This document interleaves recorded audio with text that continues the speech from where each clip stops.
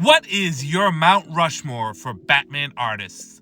I'll go first. And of course, these are just my 4 favorite artists who have depicted and drawn The Dark Knight. Let's get my obvious one out of the way first, Jim Lee. Jim Lee is my favorite artist and, of course, my favorite Batman artist. Not only does he do dynamic poses and fantastic action scenes, but I have to say he has some of the best anatomy when it comes down to Batman.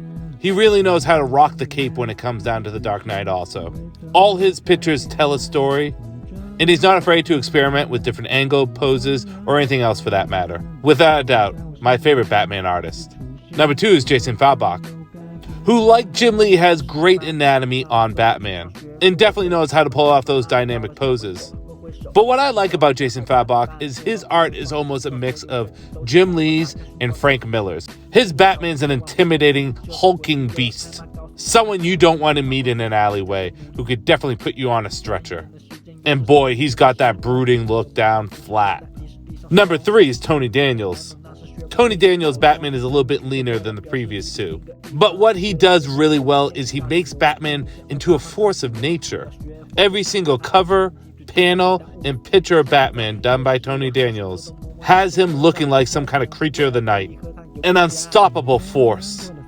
Always lurking, always waiting to put his foot in your face. And number 4 is, of course, Neil Adams, the man who made Batman darker and more serious. Like Tony Daniels, his art has Batman a little sleeker, a little bit more James Bond-like. Honestly, I feel like he had the body type of Pierce Brosnan back in GoldenEye. But every picture he drew told a story. Every single pose is dynamic and stands out. He made Batman feel more real, while still making him a hero. So that's my Mount Rushmore when it comes down to Batman artists. I'm curious to know yours. Who are your 4 personal favorites? Comment, stitch, duet. I wanna know.